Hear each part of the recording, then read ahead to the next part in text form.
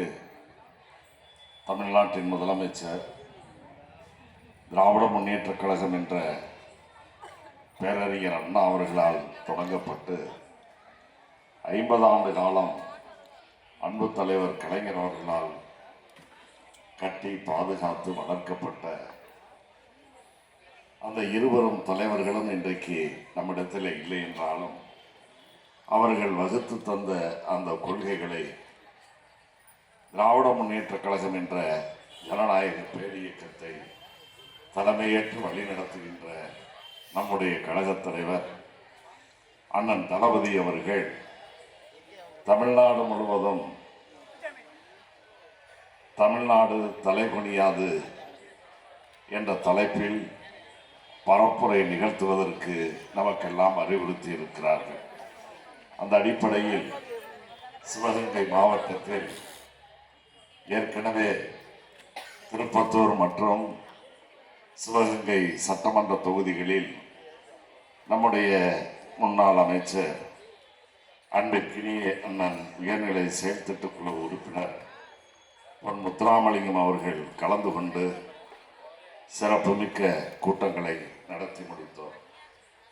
அதைத் தொடர்ந்து கடந்த 10ஆம் தேதி நம்முடைய நாடாளுமன்ற மேலவை குழுவின் தலைவர் கழகத்தினுடைய துணை பொதுச் செயலாளர் அண்ணன் திருச்சி சிவா அவர்கள் பங்கேற்ற பொதுக்கூட்டம் காரைக்குடி தொகுதியின் தலைநகரம் காரைக்குடியில் நடந்துச்சு. அதைத் தொடர்ந்து இன்று மானாமதுரை தொகுதியின் சட்டப்பேரவை சார்பில் நான் இந்த கூட்டம் இன்றைக்கு மானாமதுரையில் நடைபெறுகிறது. அத்தகைய ஒரு சிறப்புமிக்க எழுச்சிமிக்க பொதுக்கூட்டத்தில் தலைமையேற்கின்ற வாய்ப்பினை பெற்றமைக்காக நான் மற்றற்ற மகிழ்ச்சி அடைந்து அந்த வாய்ப்பினை எனக்கு உருவாக்கி தந்த மானாமதுரை தொகுதியின் அனைத்து கழக நிர்வாகிகளுக்கும் என்னுடைய நன்றியை உரித்தாக்கிக் கொள்கிறேன். பல்வேறு பணிகளுக்கு இடையிலும் கூட இன்று காலை முதல் நம்முடைய மாவட்டத்தில் இயக்கப்பணி ஆற்றி நம்முடைய கழக நிர்வாகிகளை எல்லாம் கூர்படுத்துகின்ற அந்த பணியை சிறப்பாக செய்து இயக்க நிர்வாகிகளை மட்டுமல்ல தொடர்ந்து பொதுமக்களையும் தன்னுடைய கருத்துக்களை ஏற்கக்கூடிய அளவிற்கான சொற்பொழிவுகளை வாத திறமையை எடுத்து வைத்து மக்களை தன்வயப்படுத்தி அமர்ந்திருக்கக்கூடிய திராவிட முன்னேற்றக் கழகத்தினுடைய மூத்த முன்னோடியாக பல்வேறு அரசியல் களங்களில் தன்னுடைய திறமையை நிரூபித்து இன்றும் இந்த இயக்கத்திற்கு உழைத்து வருகின்ற நம்முடைய முன்னாள் அமைச்சர் உயர்நிலை செயல் திட்டக்குழு உறுப்பினர் அண்ணன் பொன் முத்துராமலிங்கம் அவர்களே, அண்ணன் பொன் முத்துராமலிங்கம் அவர்களை பற்றி சொல்லணும்னா நண்பர்கள்லாம் சொல்கிற மாதிரி எம்ஜிஆரையே எதிர்த்து தேர்தல் களத்தை கண்டவர். அதையும் கடந்து இன்னைக்கெல்லாம் மாவட்ட செயலாளர் அப்படின்னா 4 தொகுதிகளுக்கு மாவட்டமாக இருந்தால் அது பெரிய மாவட்டம், 3, 2 இப்படியெல்லாம் இருக்கு. ஆனால் அண்ணன் பொன் முத்துராமலிங்கம் அவர்கள் 22 தொகுதிகளுக்கு இன்றைய மதுரை மாநகர், புறநகர், வடக்கு, தெற்கு, அப்புறம் தேனி, திண்டுக்கல், வேற பழனி, இப்படி அனைத்து மாவட்டங்களுக்கும் 22 சட்டமன்ற தொகுதிகளை உள்ளடங்கிய அந்த மாவட்டத்தின் மதுரை மாவட்டத்தினுடைய செயலாளராக இருந்து அன்பு தலைவர் கலைஞர் அவர்களுடைய அமைச்சரவையில் குறிப்பாக இப்பொழுது நம்முடைய மாண்புமிகு அண்ணன் தளபதி அவர்கள் எனக்கு தந்திருக்கக்கூடிய அந்த கூட்டுறவுத்துறையினுடைய பொறுப்பையும் வகித்த பெருமைக்குரியவர் அண்ணன் பொன் முத்துராமலிங்கம் அவர்களை நம்முடைய மாவட்ட திராவிட முன்னேற்றக் கழகத்தின் சார்பிலும் அதே போல மானாமதுரை தொகுதி நிர்வாகிகள் சார்பிலும் வணங்குகிறேன். காலத்தின் அருமை கருதி வருகை தந்து காலை முதல் அண்ணன் அவர்களோடு பயணித்து இயக்கப்பணி ஆற்றி எந்நாளும் நம்மை வழிநடத்துகின்ற முன்னாள் அமைச்சர் அன்பிற்கினிய அண்ணன் தென்னவன் அவர்களே, இந்த நிகழ்ச்சிக்கு முன்னிலை பொறுப்பினை ஏற்று தொகுதியின் சாதனைகளை எடுத்து சொல்லி அமர்ந்திருக்கக்கூடிய இரண்டு கண்கள்னு சொல்லலாம். ஒன்று, சட்டமன்றம் முழுவதும் மானாமதுரை தொகுதி முழுவதும் தன்னுடைய சேவையால் மக்கள் மனதில் நிறைந்திருக்கக்கூடியவர் முன்னாள் அமைச்சர் சட்டப்பேரவை உறுப்பினர் தமிழரசி ரவிக்குமார் அவர்களே. அதே போல நகர்மன்ற தலைவராக மானாமதுரை இந்த தொகுதியின் தலைநகரத்தின் மாநகராட்சி தலைவராக பொறுப்பேற்று சிறப்பான பணிகளை செய்து இன்றைக்கு எதிரிகளின் கண்களை உறுத்தக்கூடிய அளவிற்கான தனிப்பட்ட மாரியப்பனை எதிர்த்து போராட்டம் நடத்த வேண்டும் என்று பழனிசாமி ஆணையிட்டு வந்திருக்கிறார்னா அவருடைய செயல்பாடுகளை எண்ணி பார்க்க வேண்டும். அத்தகைய பெருமைக்குரியவர்களே, இயக்கத்தை தொடர்ந்து எவ்வளவு சூறாவளி, புயல், சுனாமி இதெல்லாம் வந்தாலும் கப்பலை கம்பீரமாக செலுத்துகின்ற மாலுமிகளைப் போல இத்தொகுதியில் இயக்கம் நடத்துகின்ற அன்பிற்கினிய அண்ணன் பொன்னுச்சாமி அவர்களே, துரை ராஜாமணி அவர்களே, சகோதரர் அண்ணாதுரை அவர்களே, சகோதரர் முத்துசாமி அவர்களே, இந்நிகழ்ச்சியில் பங்கேற்று உரை நிகழ்த்தி சென்றிருக்கக்கூடிய குத்தூசி குருசாமி அவர்களே, இளம் சொற்பொழிவாளர் தம்பி முத்துக்குமார் அவர்களே, அண்ணன் அலெக்சாண்டர் அவர்களே, மாவட்ட கழகத்தினுடைய துணை செயலாளர்கள் அன்பிற்கினிய சேங்கை மாறன் அவர்களே, ஜோன்ஸ் ரூஸ் அவர்களே, சகோதரர் கதிர் ராஜ்குமார் அவர்களே, சுப மதியரசன் அவர்களே, அண்ணன் எம்ஏ கடம்பசாமி அவர்களே, வசந்தி சேங்கை மாறன் அவர்களே, வெங்கட்ராமன் அவர்களே, தமிழ்மாறன் அவர்களே, சகோதரர் நாகூர் கனி அவர்களே, பொதுக்குழு உறுப்பினர் உதயகுமார் அவர்களே, முன்னாள் ஊராட்சி ஒன்றிய குழு தலைவர் லதா அண்ணாதுரை அவர்களே, ஆவன்றோடார் சண்முகநாதன் அவர்களே, அண்ணன் முன்னாள் ஒன்றிய பெருந்தலைவர் மணி அவர்களே, சகோதரர் ஏடிஎன் ரவி அவர்களே, காளிமுத்து அவர்களே, பாஸ்கரன் அவர்களே, மூர்த்தி அவர்களே, இந்நகர்கழகத்தினுடைய நிர்வாகிகள் ரவிச்சந்திரன் அவர்களே, பாலச்சந்திரன் அவர்களே, மன்னர் மன்னன் அவர்களே, சண்முகப்பிரியா அவர்களே, மயில்வாகனன் அவர்களே, சுப்ராமன் அவர்களே மற்றும் இந்நிகழ்ச்சியில் பங்கேற்று சிறப்பித்திருக்கக்கூடிய இயக்கத்தை சிறப்பாக வழிநடத்துகின்ற கழகத்தினுடைய அனைத்து நிர்வாகிகளே, நம்முடைய தமிழ் பிரியா அவர்களே, பவானி கணேசன் அவர்களே மற்றும் மேடையிலும் எதிரிலும் நான் பெயர் சொல்லவில்லை என்றாலும் அனைவருடைய பெயரையும் விழித்ததாக ஏற்றுக்கொள்ள வேண்டும் என்று உங்களை எல்லாம் அன்போடு காலத்தின் அருமை கருதி கேட்டுக்கொள்கிறேன். நம்முடைய எனக்கு முன்னர் உரை நிகழ்த்தியவர்கள் குறிப்பிட்டு சொன்னதை போல இன்றைக்கு நாம் கூட்டம் நடத்துகிறனால தானா இவங்க இங்கே போராட்டம் நடத்தணும் அப்படின்னாக்க சுட சுட பதில் கொடுப்பதற்கு நமக்கு ஒரு வாய்ப்பினை அவர்கள் தந்திருக்கிறார் என்பதற்காக அவர்கள் மூஞ்சியில் அவர்களே கரியை பூசிக்கிட்டு போய்கொள்வதற்கு ஏதுவாக இந்த கூட்டத்தை, இந்த ஆர்ப்பாட்டத்தை அவர்கள் இன்றைக்கு நடத்தியதற்காக அவர்களுக்குத்தான் நாம் நன்றி சொல்ல வேண்டும். திராவிட முன்னேற்ற கழகத்தை பொறுத்தவரையில் என்றைக்கும் எதிர்ப்பில் வளர்ந்த இயக்கம்தான். ஆகவே அந்த வகையில் நம்மை விளக்கு என்ற நம்மை தூண்டுகிற திரியை தூண்டுகின்ற அந்த எதிர்க்கட்சி நண்பர்களுக்கு இந்த தேதியில் நடத்தியதற்கு அவர்களுக்கு நாம் நன்றியை சொல்வோம். செயல்படாத அரசு, செயல்படாத நகராட்சி என்றெல்லாம் சொல்லி பேசியதாக இங்கே குறிப்பிட்டு சொன்னார்கள். எந்த அரசு செயல்படாத அரசு?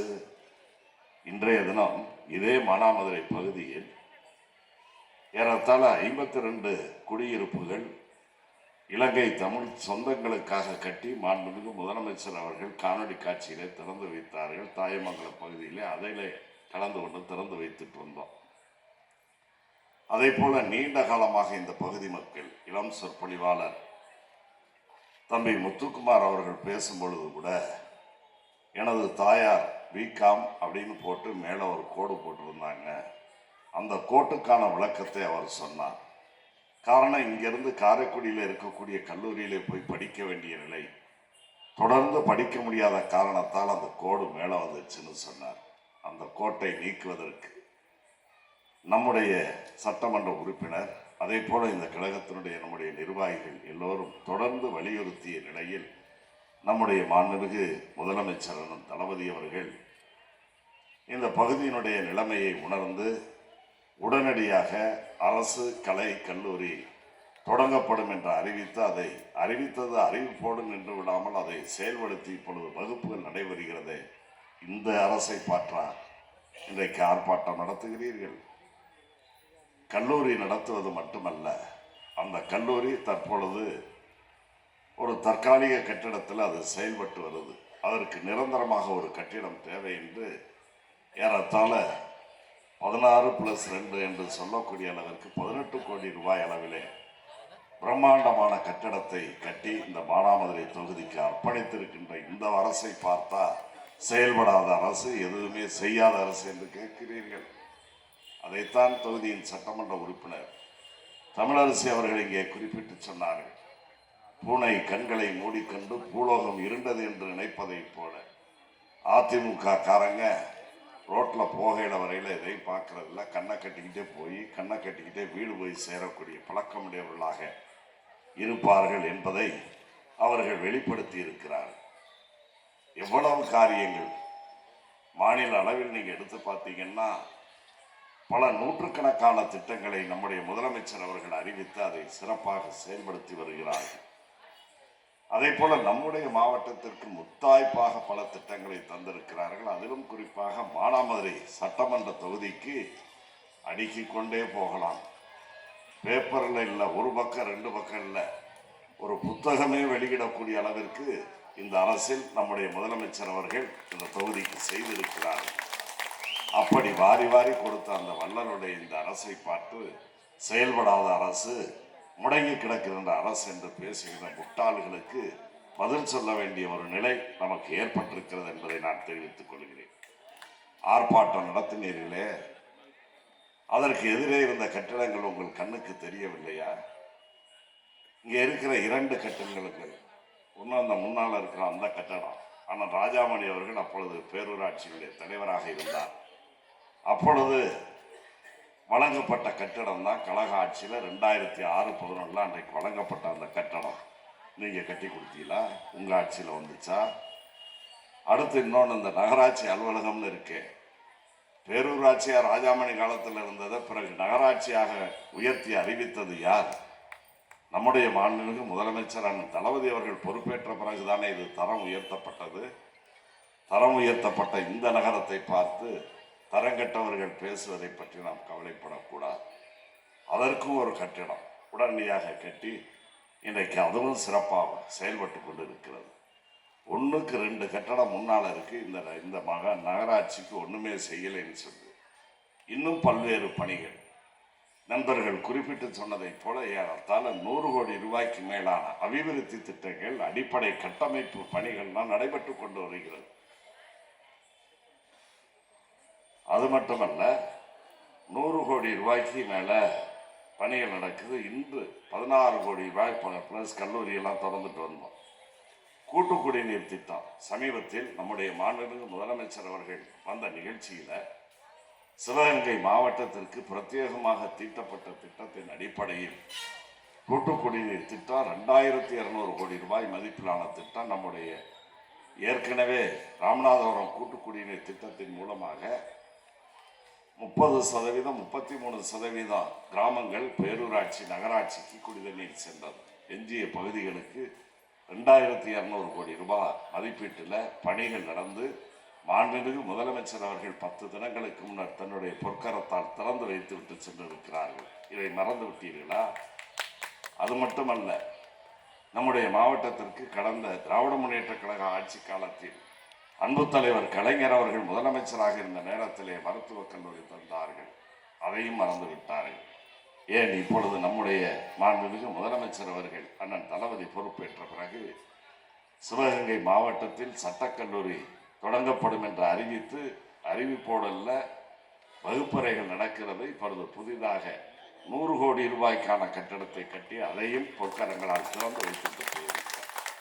விவசாய கல்லூரி சிவகங்கை மாவட்டத்தில் விவசாய கல்லூரி அமைக்கப்படும் என்று சொல்லி செட்டுநாடு அந்த பால் பண்ணை பகுதியில் ஏறத்தாழ 300 ஏக்கர் விஸ்திராம் உள்ள அந்த பகுதியில் 90 கோடி ரூபாய் மதிப்பில் வேளாண் கல்லூரியை கட்டி அதையும் திறந்து வைத்துட்டு சென்றிருக்கிறாரே முதலமைச்சர். இவ்வளவு நடக்கிறது சிவகங்கை மாவட்டத்தில் தாயா, இதெல்லாம் உங்க கண்ணுக்கு தெரியலையா? அது மாதிரி அங்கே 1000 பேருக்கு வேலை வாய்ப்பை தரக்கூடிய அளவிற்கு ஐடி பார்க் அதையும் நம்முடைய முதலமைச்சர் அவர்கள் அறிவித்து அதனுடைய பணிகளையும் முடித்து தொடங்கி வைத்துட்டு சென்றிருக்கிறார்களே.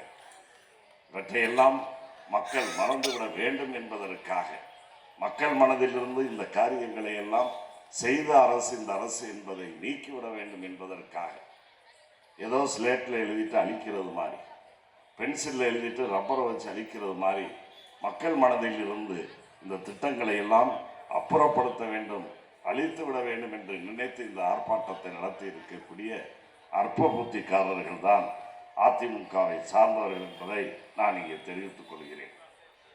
அதே போல நம்முடைய தமிழர்களுடைய பண்டைய நாகரிகத்தை உலகிற்கு உறக்க சொல்லுகின்ற 10 கட்ட ஆய்வுகளை முடித்து 11வது கட்ட ஆய்வையும் தொடக்கி வைத்திருக்கின்றவர் நம்முடைய முதலமைச்சர் அவர்கள். அதுக்கு முன்னால் அதுக்குன்னு செலவு பண்ண தொகையெல்லாம் வேற. சமீபத்தில் நேற்றைய முன்தினம் ஏறத்தாழ 23 கோடி ரூபாய் புதிதாக செலவு செய்து இந்தியாவிலேயே வேறு எங்கும் இல்லை என்று சொல்லக்கூடிய அளவிற்கு திறந்த வெளி மியூசியம் அருங்காட்சியகத்தை அங்கே மாண்புமிகு முதலமைச்சர் அவர்கள் திறந்து வைத்தார்கள். அத்துறையினுடைய அமைச்சர் நிதியமைச்சர் நம்முடைய மாண்புமிகு அண்ணன் தங்கம் தென்னரசு அவர்களும் நானும் சட்டமன்ற நம்முடைய மக்கள் பிரதிநிதிகள்லாம் கலந்து கொண்டோம். ஆக அது இவர்கள் கண்ணுக்கு தெரியவில்லையா?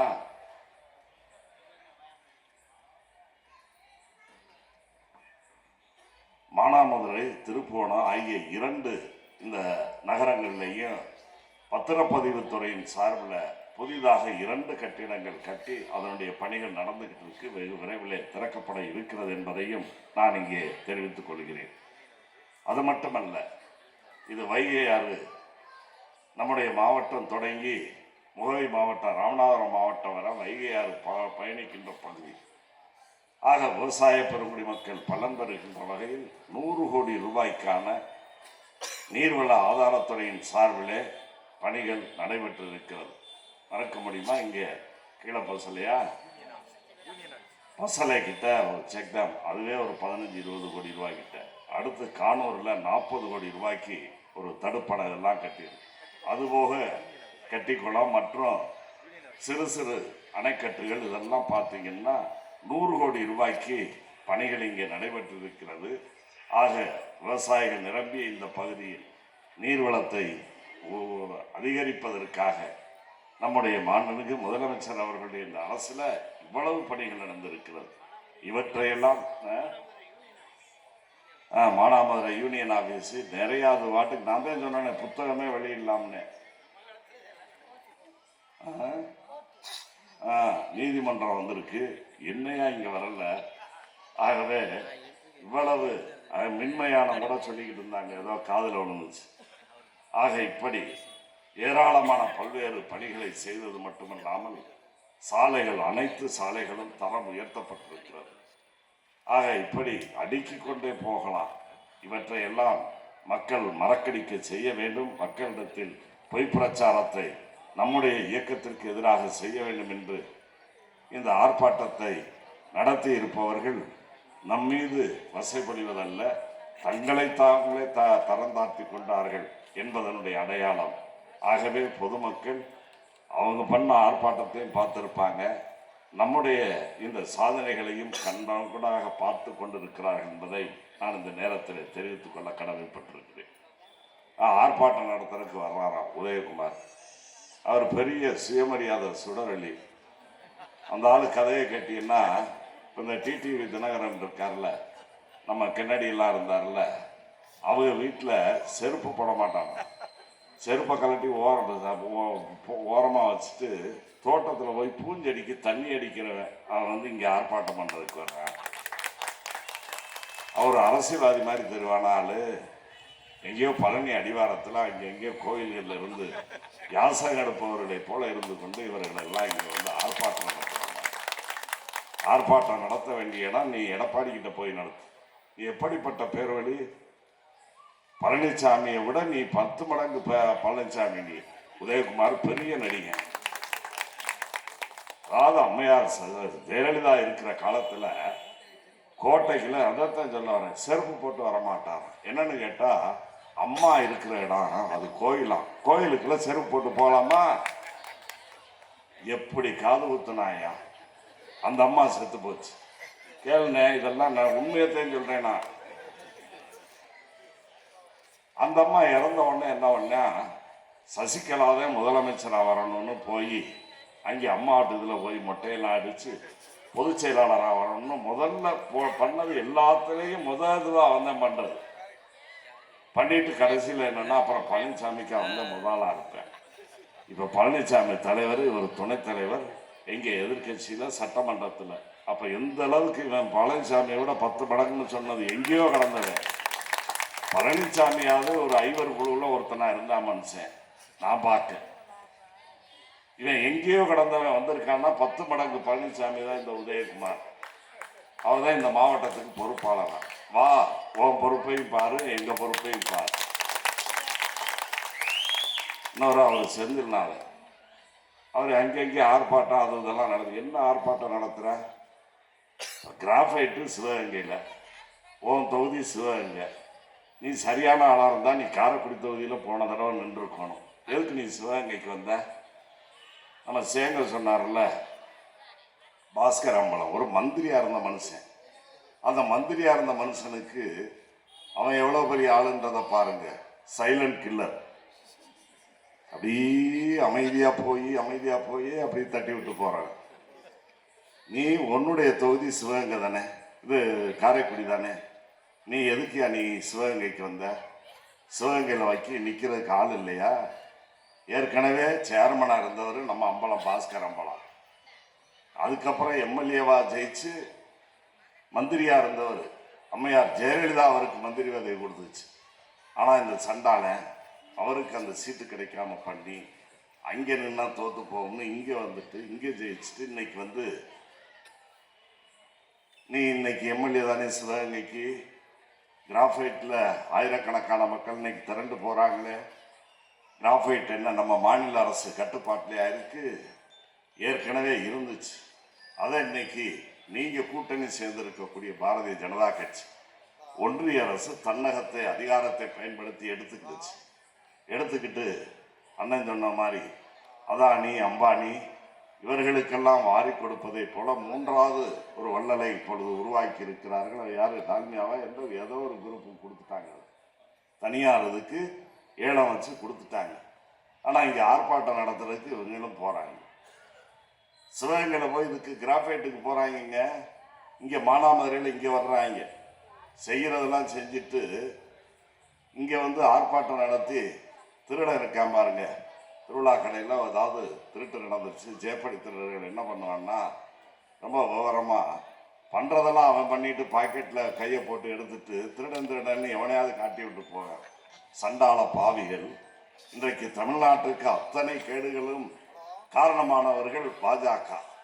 அந்த பாஜகவுக்கு துணையாக வர்றவங்க இவங்க. அதில் இன்னும் சொல்ல போனால் இன்னொரு பெரிய சுயமரியாதைக்காரர் இருக்கிறார். 1 மாதத்துக்கு முன்னால் 1.5 மாதத்துக்கு முன்னால் பேசினாயா, நான் வந்து பழனிசாமியோட்ட நீங்கள் கூட்டணி சேருவீங்களா அப்படின்னு யாரோ கேட்குறாங்க. பழனிசாமி அவன் பேரே துரோகத்தின் மொத்த உருவம் பழனிசாமி, துரோகத்தின் அடையாளம் பழனிசாமின்னு சொன்னவர். இவன் அடுத்து இன்னும் உச்சபட்சமாக போய் நீ மூதேவி போய் தொலைறியனாக்க தொலைஞ்சிட்டு போ, கொஞ்சம் வார்த்தையவாத அடக்கி வாதிச்சிருக்கோம்.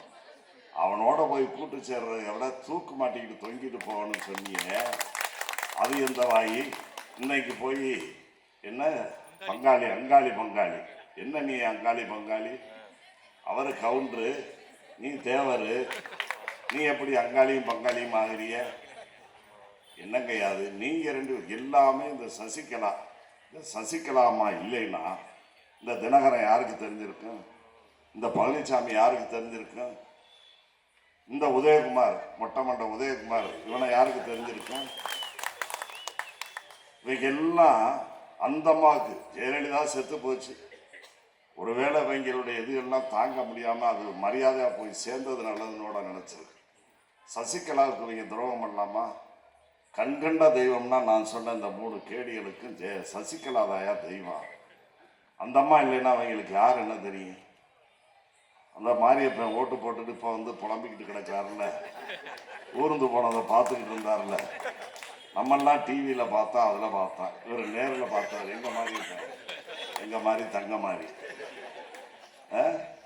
அவன் போய் அவ்வளவு பகிரங்கமா போய் காலில் விழுந்து கும்பிட்டுட்டு அம்மா அதை தட்டி கொடுத்து எல்லா காட்சியும் எல்லாருக்கும் தெரியும். இங்கே வந்திருக்கவங்களுக்கு மட்டும் இல்லை, வீட்டில் எங்கேயும் இருக்கிற இந்த நாட்டுக்கே தெரியும். அப்படியே மறைக்கிறானையா, முழு பூசணிக்காய சோத்துல மறைக்கிறேன்பாங்க. அந்த வழக்கம் என்னன்னா, ஏதோ ஒரு கறித்துண்டு இருத்துண்டை மறைக்கலாம், மிஞ்சி போனால் ஒரு முட்டைகிட்டே மறைக்கலாம். பந்தியில் போகையில் வேணுங்கிற ஆள் வந்தாக்க பயிலைய பார்த்தா என்ன பண்ணாங்க, டபக்குன்னு ஒரு கூட ஒரு ஆப்பையத்தை அள்ளி போடுவாங்க, அதை அப்படியே சோத்தை போட்டு மூடிக்கிறது. அதெல்லாம் பண்ணலாம், ஒரு முட்டைகிட்டே போட்டால் மறைக்கலாம். இவங்கெல்லாம் முழு பூசணிக்காயே அந்த சோத்துல மறைக்கிற பேர்வழிகள். அவன் சசிகலாவே யாருன்னு தெரியாதுங்கிறாயா. அப்படிப்பட்டவர்களெல்லாம் இன்றைக்கு அரசியல் தலைமை தாங்கி ஒரு இயக்கத்தை நடத்துறாங்கன்னா இதை விட கேவலம் வேறு எதுவும் இல்லை. நன்றி கட்ட ஜென்மங்கள். என் நன்றி கொன்றாருக்கும் ஒய்வுண்டாம் ஒய்வில்லை செய் நன்ற மகனுக்குன்னு அந்த அம்மா 1000 இயக்கத்தெல்லாம் இருக்க தெரியாதுக்கிட்ட. உங்களுக்கு வாழ்வு கொடுத்தது யாரு? அன்னைக்கு அந்தம்மா பெரியம்மா, இந்தம்மா சின்னம்மா. இன்னைக்கு எந்தம்மா இவன் யாருன்னே தெரியலைங்கிறாயா. இதை விட வேற என்ன வேணும்? அடுத்து அந்த டிடிவி தினகரன் இவன் ஒன்னா இணையறாங்களாம், சகோதரர்கள் ஒன்னா இணையறாங்க. ஏ பெத்த தாயே நீ விட்டுவிட்டா, அனாதையா விட்டுவிட்டா, அதை பிச்சை எடுக்க விட்டுவிட்டு நீங்க என்ன ஒன்னா இணையிறிய? 2 பேரும் சேர்ந்து அந்த அம்மாவுக்கு இன்னைக்கு துரோகம் பண்றிய. உங்களுக்கு துதிவாடி இவன் உதயகுமார் இன்னைக்கு சட்டமன்றத்தில் எதிர்கட்சி தலைவரா. என்ன அடிப்படையில் நீ வந்த? எல்லாம் பார்த்தாலே கேவலமா இருக்கு.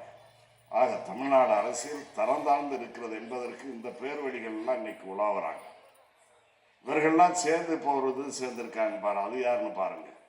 2024 தேர்தல் வந்துச்சியா, தேர்தல் வரையில இந்த பாஜகவை கலட்டி விட்டுட்டு வர்றான் பழனிசாமி. கலட்டி விட்டுட்டு வந்த பழனிசாமிய கூப்பிட்டு 4 விடு விட்டாங்க. விட்ட உடனே காலில் வந்துட்டு இப்போ வந்து என்டிஏவா நீ இதுவரை பழனிசாமி முதலமைச்சர் ஆவார்னு பிஜேபிக்காரன் சொல்லியிருக்காங்களா? மோடி அமித்ஷா 2 பேர்ல யாராவது சொல்லியிருக்காங்களா? அவங்க தெளிவா சொல்றாங்க, என்டிஏ அப்படின்னா என்ன, நேஷனல் டெமோக்ராட்டிக் அலையன்ஸ். அதுதான்யா. நீ யாரு? நீ கூட்டணிக்கு நான் தான் தலைவருங்கிற. நீ கூட்டணிக்கு தலைவர்னா உனக்கிட்ட வந்து சேர்ந்தாங்களா? இந்த டிடிவி தினகரன், வேற யார், இந்த ராம்தாஸ், அவன் ஒரு பேர் யோக்கிய போய் எப்படி கிளம்பியிருக்கான் பாரியா. அவர் ஒரு பிள்ளைய, அந்த ராம்தாஸ் ஒரு பிள்ளைய பத்து போட்டு ஆனால் அவருக்கு வேணும். அவர் என்ன சொன்னார்னா, எனக்கு நல்லா ஞாபகம் இருக்கு, நானோ என் குடும்பத்திலேயோ யாருமே அரசியலுக்கோ அல்லது அரசு பொறுப்புகளுக்கோ வரமாட்டோம். அப்படி வந்தால் எங்களை நம்ம முச்சந்தியில் வச்சு சவுக்கால அடிங்கன்னார். இப்போ சவுக்கத்தான் தேடிக்கிட்டுறாங்க. என்னங்க அதெல்லாம்? அதாவது எவ்வளவு உயர்ந்த பொறுப்புகளுக்கு வரணும்னு நினைக்கிறவங்களுக்கு எண்ணங்கள் உயர்ந்த எண்ணங்களாக இருக்கணும். ஓரளவாவது உண்மை பேசுங்க. நீ முழுசும் பேச வேண்டாப்பா, ஓரளவாவது பேசுங்க. இன்னைக்கு அப்பனுமேனு அடிச்சுக்கிட்டு அவன் ஒரு கூட்டணி சேர்ந்து துரோகத்தினுடைய மொத்த இதுவும் இன்னைக்கு போய் இங்கே பிஜேபியில் சரண்டர் ஆயிருக்காங்க. எல்லாரும் மேலேயும் கேஸ். அன்புமணி மேலே கேஸு 15-20 வருஷமா அந்த கேஸ் இருக்கையா, அதை முடிச்சு விட்டான்னு முடிச்சாக்கா அவன் பாட்டுக்கு போயிடுவேன். அதனால பிடிச்சி வைக்கிறதுக்காக அந்த கேஸ் சிபிஐ என்கொயரி நடந்துகிட்டு இருக்கு. அடுத்து டிடிவி தினகரன் மேல கேஸு. அவரும் ஜெயிலில் போய் உள்ள போய் இருந்துட்டு வந்தார்ல, ரெட்டலை சின்னத்தை பெறுவதற்குன்னு லஞ்சம் கொடுத்தாரு. அந்த வழக்கு இன்னும் பெண்டிங்கில் வச்சிருக்கு. திகார் ஜெயிலில் இருந்துட்டு வந்ததுதான் மிச்சம். அந்நிய செலவாணி மோசடியில் இருக்கு. அடுத்து பழனிசாமி, அவர் சகல மாட்டி, அவர் சம்பந்தி மாட்டி, அவர் மயனை மாட்டி, ஒரு பெரிய வெண்ணவெட்டி வீரர். சட்டமன்றம் நடக்குதியா, சட்டமன்றம் நடக்கையில் ஒரு பிரதான எதிர்கட்சின்னு கூட சொல்ல மாட்டார். நாங்கள் பிரதான எதிர்கட்சி, பிரதான எதிர்கட்சி. நீ பிரதான எதிர்கட்சி எதுக்கு விடிஞ்சு விடியாம ஏர்போர்ட்டில் துணியை போட்டுக்கிட்டு போய் ஃப்ளைட் ஏற போற?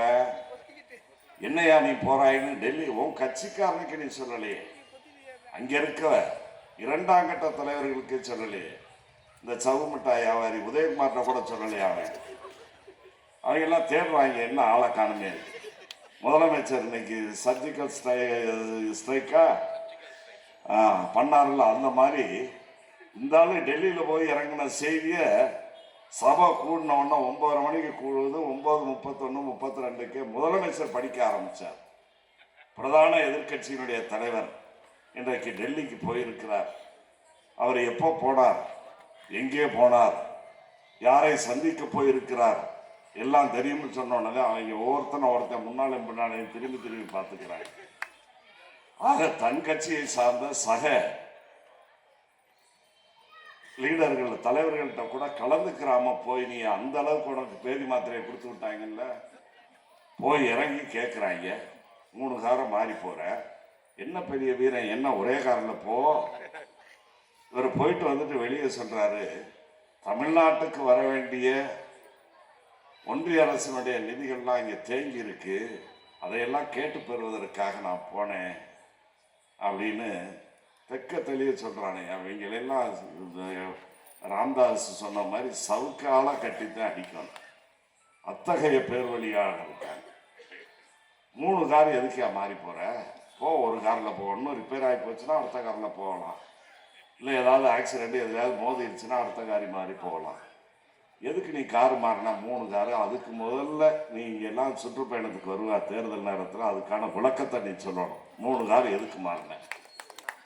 அடுத்து நீ போய் பேசிட்டு வெளியே வந்து தமிழ்நாட்டிற்கான இதெல்லாம் கேட்க போனேன்னு சொன்னியே, நப்ப குருதுக்குள்ள இல்லைன்னு சொன்ன மாதிரி அவர் வந்து அமித்ஷா, அவர் தானே எங்களுக்கு கூட்டுறவுத்துறைக்கு மந்திரி, டெல்லி மந்திரி, அவர் நல்ல மனுஷன். அவர் என்ன போட்டார், அதிமுகவோடு கூட்டணி பேச்சுவார்த்தை நடத்தினோம் அப்படின்னு அவர் ட்விட்டரில் போட்டார். அவர் உண்மையைத்தான் சொன்னார், உண்மையை தவிர வேறு எதுவும் சொல்லலை. இவங்க பூரா பிராடுக்காரங்க, நம்பாதிய, நீங்கள் நம்பாதிய. உங்களுக்கு எந்த நேரத்தில் ஏற்கனவே வச்சுட்டு தான் போனாங்க. 24 பார்லிமெண்ட் எலெக்ஷனில் 24 பார்லிமெண்ட் எலெக்ஷனில் நீங்கள் இந்த நாட்டில் பிரதமராக மோடி வர்றதுக்கு, அமித்ஷா உள்துறை அமைச்சராக வர்றதுக்கெல்லாம் நடந்த தேர்தல். அந்த தேர்தலில் உங்களை கலட்டி விட்டு நட்டாட்டில் விட்டுட்டு போன பழனிசாமியை நீங்கள் முதலமைச்சராக வந்து உட்கார வச்சீங்கன்னா இன்னும் என்னென்ன செய்வார் என்பதை மோடி அவர்களே, மாண்புமிகு பிரதமர் அவர்களே, மாண்புமிகு உள்துறை அமைச்சர் அவர்களே, நீங்கள் சிந்தித்து அந்த பையல்க விஷயத்தில் கொஞ்சம் கேர்ஃபுல்லாக இருங்க. என்னங்க, ஒரு ஜெயலலிதாவுக்கு துரோகம் பண்ணவங்க, ஒரு சசிகலாவுக்கு துரோகம் பண்ணவங்க, இவ்வளவுக்கு சொந்த சின்னத்தாப்பா இந்த டிடிவி தினகரனுக்கு, அது விட்டு பல ஆயிரக்கணக்கான கோடி ரூபாயை போட்டு ஏப்பா விட்டுட்டு, பெரிய தாவா சின்னத்தாவா எல்லாம் வைரத்தை எல்லாம் விற்று அது பூரா இங்கே காரைக்குடி அங்கெல்லாம் வந்து கிடந்துச்சுனாங்க. அதை வச்சு ஏலத்தில் விட்டுட்டு பாதி அங்கிட்டு விட்டா இங்கிட்டு விட்டுன்னு போயிட்டாங்க.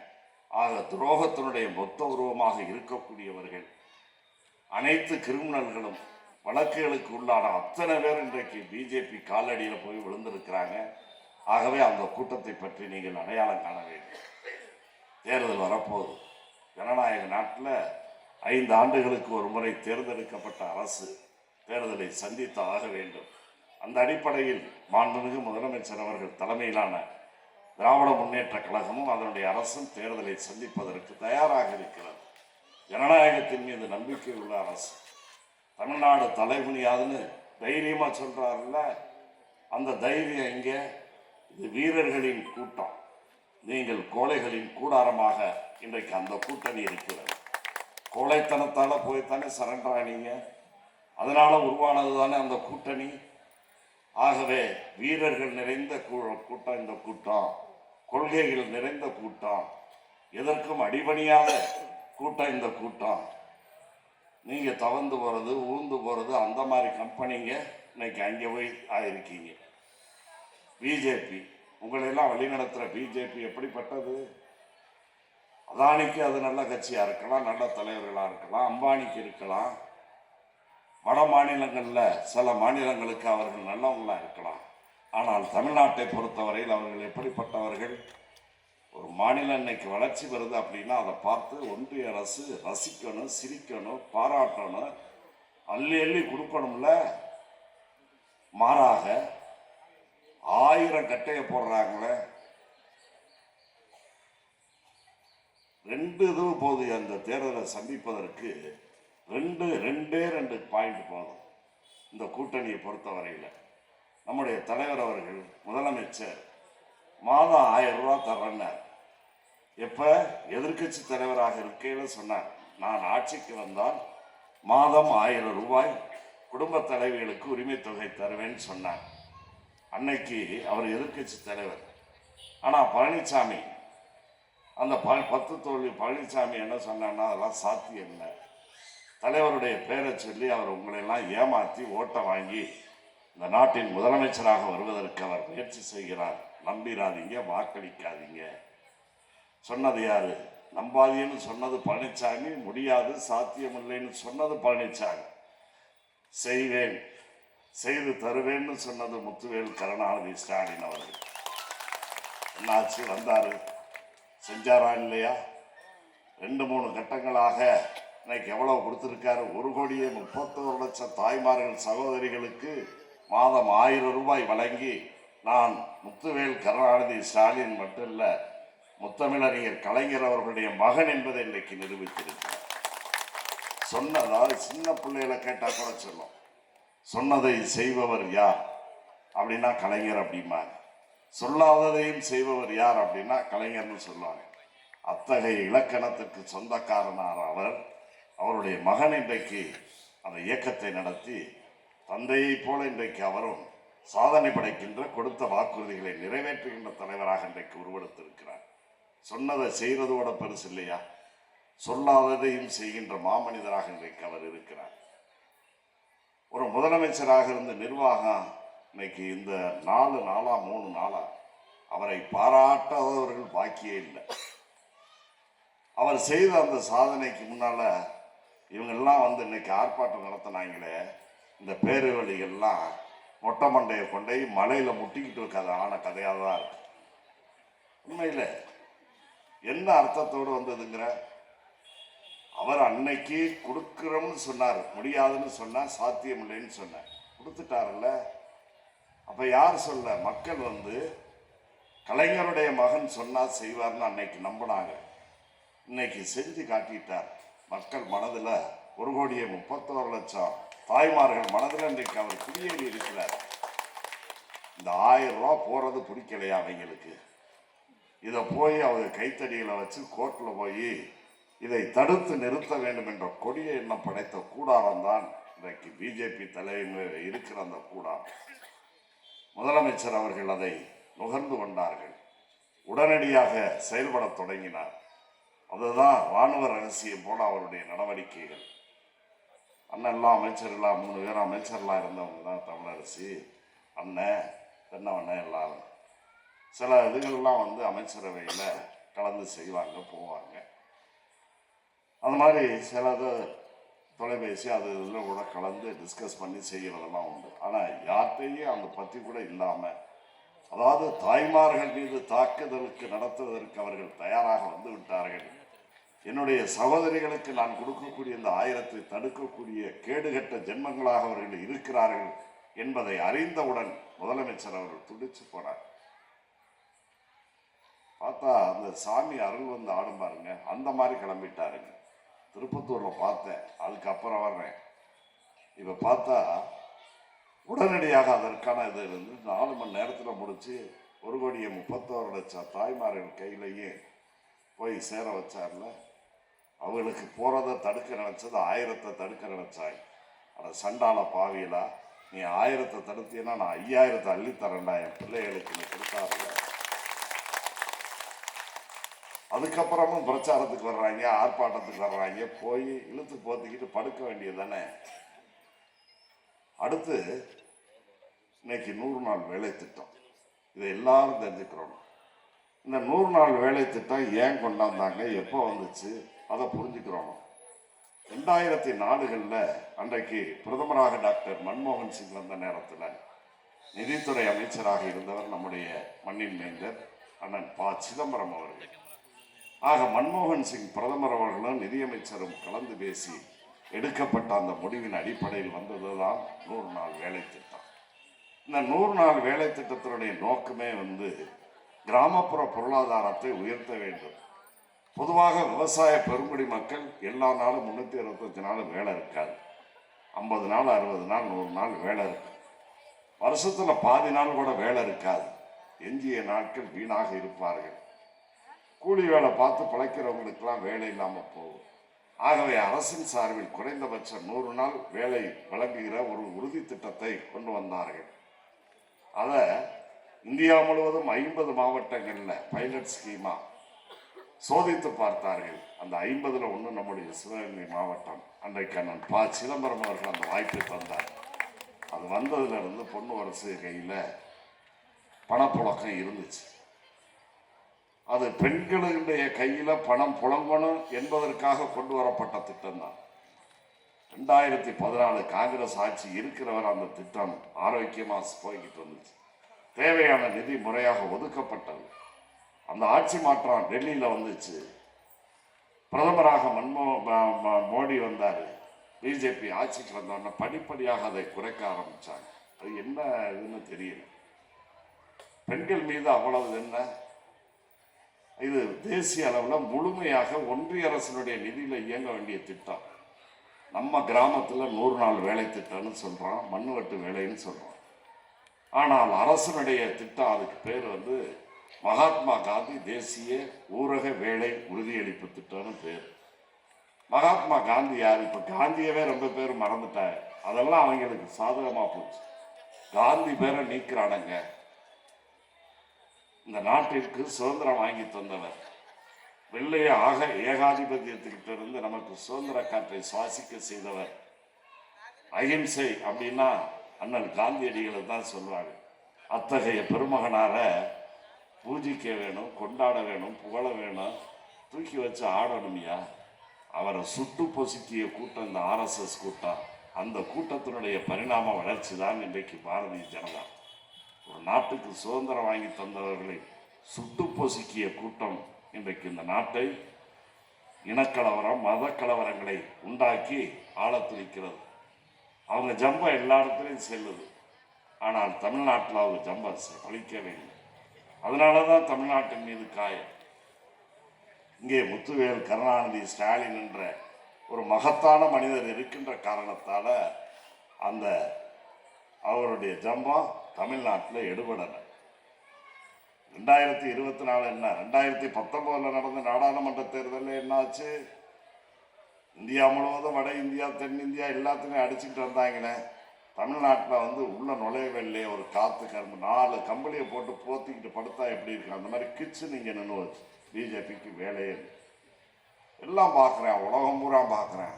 என்னடா அது, தமிழ்நாடு எங்கே இருக்குது, அங்கே என்ன காரணம், மோடி இது, அமித்ஷா இது, ஏன் அங்கேயே நின்று வச்சு உள்ளே நுழையவே முடியலைன்னா அண்ணன் தளபதி அவர்கள் இங்கே இருக்கிறாரு, அதனால் நுழைய முடியல. அப்போ 1 2 போச்சோ, அப்போ 1 போச்சு. இப்போ அந்த 1ம் இல்லாமல் போச்சு.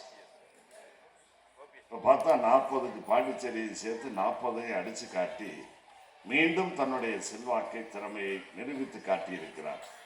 அதனால என்ன, அவங்களுக்கு என்னடா அது, நம்ம இங்கே போகிறோம் எல்லாத்தையும் அடிக்கிறோம், கங்கை கண்டான் கடாரா வென்றான்னு அன்னைக்கு நம்ம சொல்கிறது மாதிரி இன்னைக்கு எல்லாத்தையும் வென்றோம், இவனுக்கிட்ட போய் நம்ம இது வேகலையே அப்படின்னு பார்க்குறாங்க.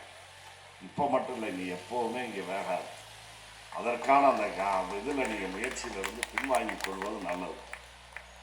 ஆகவே இவங்க போய் யார், இந்த நன்றி கட்ட இந்த பேர்வழிகள்லாம் போய் அவங்கள கூட்டிகிட்டு வர்றாங்க. இந்த மகாத்மா காந்தி பேரில் இருந்த அந்த திட்டத்தை பணங்காசை கூட முடியா, அந்த திட்டத்துக்கு காந்தி வேற மாத்தினாயே எந்த வகையில் நியாயம்? நீங்கள் மனுஷங்களா? வாயில் நுழையில ஒரு பேரை வச்சுருக்காங்க. சேங்கைக்கு தான் அந்த பேர்லாம் கரெக்டாக. இன்னும் முழுசா சொல்லுங்க சார். மகாத்மா காந்தி தேசிய ஊரக வேலை உறுதியளிப்பு திட்டம்னு சொன்னது மாதிரி, MGNRGS சொல்றது மாதிரி இத மாதிரி சொல்லுங்க. எவன் வாயில எந்த தமிழ வாயிலையும் நுழையாது. அப்படி ஒரு பேரை வச்சிருக்காங்க. நம்மளை டென்ஷன் ஆக்குறதுக்கே அவங்க இருக்காங்க. நீங்க ஆக்கத்தானா நாங்க உஷாராவோம்னு நம்மளும் ஆகிட்டே. ஆகவே இப்படி அந்த காந்தி பேரை எடுக்கிறான் பாரியா, நிதி இல்லைன்னோட சொல்லிட்டு போ, தொலைஞ்சிட்டு போன்னு விடலாம். நீ பெண்ணை எவ்வளவு கல்விக்கான தொகை 3500 கோடி தரணும், போடா நீ இல்லைன்னா நான் பார்த்துக்கிறேன்ற. இந்த பொங்கலுக்கு அடிச்சு விட்டாரு பாரு 3000 பிளஸ், அது ஒரு 1000 ரூபா இருக்கு. அந்த பொருள்கள்லாம் தூங்கி எந்திரிக்கல, அதாவது கண்ணை கசைக்கிட்டு பார்க்குதுங்க. என்ன ஏப்ரல் 1 சில பேர் கேட்டிருக்காங்க. கடைசியில் பார்த்தா 5000 ஏறிடுச்சு. அப்படி எனக்கு ஏறிடுச்சு, உனக்கு ஏறிடுச்சு, உனக்கு ஏறிடுச்சுன்னு ஊரே கிளம்பிடுச்சு. 1,31,00,000 பேர் கிளம்பிட்டாங்க. யாரை நீ கட்டுப்படுத்த முடியும்? ஆகவே இந்த 100 நாள் வேலை திட்டம் குறிப்பா கிராமங்கள்ல மகளிர் கையில பணப்புழக்கம் இருக்க வேண்டும் என்பதற்காக அதனுடைய நிறுத்தி இருக்கிறதனுடைய இது இன்னும் ஒரு 6 மாசம் 1 வருஷம் ஆனாதான் இந்த பொம்பளைகளுக்கெல்லாம் அந்த பணத்தினுடைய அருமை தெரிய போகுது. அப்போ விளக்கமாத்த எடுக்கிட்டு அடிக்காம விட மாட்டாங்க. அதுக்காக இப்ப நம்ம ஞாபகப்படுத்த வேண்டியது நம்முடைய கடமை. காந்தி பேரை நீக்கினவர்களை எப்படி நாம் அனுமதிப்பது? அந்த திட்டத்திற்கு பெண்களுடைய கையில் பொருளாதாரம் வர வேண்டும், அதை தடுக்க வேண்டும் என்பதற்காக இருக்கக்கூடியவர்களை அழைத்து கொண்டு கூட்டணி வருகின்றார்கள். ஆக கொள்கை நிறைந்த கூட்டணி. தேர்தல் வந்துருச்சுல, தேர்தல் வருதுன்னா கொள்கையாளர்கள் கூட்டணி. இன்றைக்கு நம்முடைய மாண்புமிகு முதலமைச்சர் கழகத் தலைவர் தலைமையில் இருக்காங்க. கொள்கையற்ற குற்றவாளிகளுடைய கூட்டணி ஒரு புறம் இருக்கு. இது எல்லாரும் அன்பால் இணைந்திருக்கிற கூட்டணி நம்முடைய தலைவர் தலைமையில் இருக்கிறது. அங்கே அரட்டி உரட்டி மிடுக்கி வைக்கப்பட்ட கூட்டணி தான் அங்கே. கிரிமினல்களுடைய கூட்டணி இன்னைக்கு அங்கே இருக்கிறது. ஆகவே தமிழர்களுக்கு கேடு விளைக்கின்ற அந்த கூட்டணியை எதிர்த்து நம்முடைய தமிழர்களுக்கு நலன் வேணுகின்ற தமிழர் நாகரிகம், பண்பாடு, கலாச்சாரம், பொருளாதாரம், கல்வி இவை அனைத்தையும் உயர்த்த வேண்டும் என்பதற்காக இரவு பகல் பாராமல் உழைக்கின்ற ஒரு தலைவர் தலைமையில் அன்பால் இன்றைக்கு அந்த கூட்டணி உயர்ந்திருக்கிறது, உறுதியாக இருக்கிறது. யார் எதை பேசினாலும் அதை பற்றியெல்லாம் நம்முடைய தலைவர்கள் பார்த்து கொள்வார்கள்.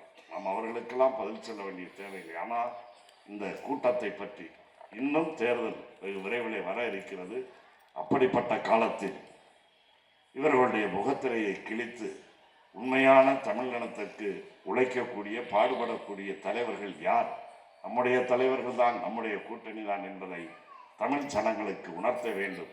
அப்படி உணர்த்துவதற்கு ஒரு வாய்ப்பாகத்தான் இன்றைக்கு இந்த மானாமதுரை பொதுக்கூட்டமும் அமைந்திருக்கிறது. அதே போல தமிழ்நாடு யாருக்கும் தலை குனியாது, அதை நான் பார்த்து கொள்கிறேன் என்று சொல்லியிருக்கிறார். தமிழ்நாடு போராடும், தமிழ்நாடு வெல்லும், படைப்போம் வரலாறு.